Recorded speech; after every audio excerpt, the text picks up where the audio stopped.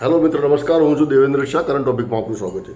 મિત્રો, ઘણા સમયથી વિવાદમાં ચાલી રહેલ સુભાષ બ્રિજ અંગે આજે આપણે 1 કલાક પછી એટલે કે લગભગ 3:15 સાડા 3 વાગે municipal commissioner Shri, mayor Shri, standing chairman અને ડેપ્યુટી મેયર સહિતના હોદ્દેદારો પ્રેસ મિટિંગ કરવાના છે અને તેમાં સુભાષ બ્રિજ અંગેનો જે નિર્ણય છે તે જાહેર કરશે.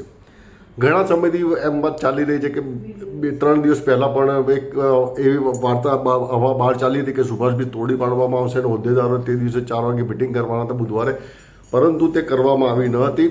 હવે સુભાષ બ્રિજ અંગે 2-3 વિકલ્પ જે તૈયાર થયા છે તે વિકલ્પોમાંથી નક્કી કરીને મ્યુનિસિપલ કમિશનરે ટીક માર્ક કરી દીધી છે અને એ મુજબ ત્યાં જાહેરાત થશે કે શું થશે.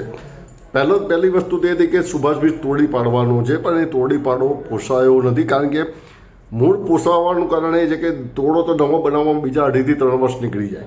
અને બીજી વસ્તુ છે કે મ્યુનિસિપલ કોર્પોરેશનની ચૂંટણી નજીક આવી રહી છે, તેવા સમયે શાસક પક્ષ આ બ્રિજ તોડવા માટેનું કોઈ પણ પ્રકારનું સાહસ કરી શકે તેમ નથી, જેના કારણે બ્રિજ તોડવો હિતાવહ નથી. એટલે આ માટે હવે એક નવો ઉપાય મીન્સ કે નવી ફોર્મ્યુલા જાહેર કરી છે, જે કન્સલ્ટન્ટ દ્વારા જ આપવામાં આવી છે અને જે સ્વીકૃત લગભગ બની ગઈ છે. તે મુજબ હયાત બ્રિજ જે છે, સુભાષ બ્રિજ હયાત જે છે તેનું ઉપરથી સુપરસ્ટ્રક્ચર છે તે નીકાળી દેવામાં આવશે અને તેને ટોટલી નવું સ્ટીલ સ્ટ્રક્ચર બનાવવામાં આવશે. મતલબ કે હયાત સ્ટ્રક્ચર નીકળી જશે, તેની ઉપર સ્ટીલ સ્ટ્રક્ચર બની જશે.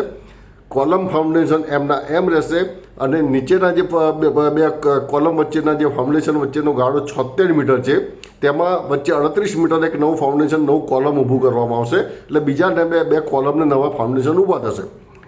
આ ઉપરાંત સુભાષ બ્રિજની આજુબાજુ બંને તરફ ડબલ લેનના 2 બ્રિજ તૈયાર થશે. એટલે મતલબ કે ટોટલ 4 લેન 8 લેનનો સુભાષ બ્રિજ તૈયાર થશે. જ્યારે થઈ જશે ત્યારે સુપરસ્ટ્રક્ચર તોડીને હયાત સુભાષ બ્રિજનું રિપેરિંગ કામ લગભગ 9 મહિનામાં પૂર્ણ થઈ જશે તેવી શક્યતા છે. જ્યારે જે બીજે 2 નવા બ્રિજ બનાવશે તેનું કામ લગભગ 2 થી 2.5 મહિનામાં પૂર્ણ થશે. આ તમામનો લગભગ ખર્ચો 260 થી 280 કરોડની આસપાસ ગણવામાં આવી રહ્યો છે. હવે જે ખર્ચો તો પાછળ જે બી થશે, પણ અત્યારે કેવો નોર્મલ અંદાજ મૂકવામાં આવે છે કે 2 થી 260 થી 280 કરોડ જેટલો ખર્ચો થશે. અને હયાત બ્રિજ છે અને 9 મહિનામાં કોઈ પણ ભોગે ચાલુ કરવા માટે શાસક પક્ષ કટિબદ્ધ છે. એટલે તેની ઉતાવળથી તેનું કામ પણ પૂર્ણ કરી કાઢશે અને 2030ની કોમનવેલ્થને ધ્યાનમાં રાખીને સુભાષ બ્રિજને 8 લેન કરશે, કારણ કે સુભાષ બ્રિજ પર ટ્રાફિકની અવરજવર વધુ રહે છે. એક અંદાજ મુજબ 2022-23માં જ્યારે ટ્રાફિક સર્વે થયો તો બ્રિજોના, અમદાવાદના તમામ બ્રિજનો, તે વખતે સુભાષ બ્રિજ પરથી દૈનિક 83,000 કરતાં વધુ વાહનો પસાર થાય છે તેવો સર્વે રિપોર્ટ આવ્યો હતો. જોકે આ પહેલાં જ્યારે એની લગભગ 2005ની આસપાસ એક સર્વે એવો થયો હતો કે 1 લાખ કરતાં વધારે 1,08,000 જેટલા વાહનોની અવરજવર હતી. પણ બીજા વાહનોને બીજા રોડ રસ્તા ખુલ્લા થતાં સુભાષ બ્રિજ પરનો ટ્રાફિક થોડો ઘટ્યો છે, પણ તેમ છતાં પણ દૈનિક 83,000 વાહનોની અવરજવર સુભાષ બ્રિજ પર થઈ રહી છે.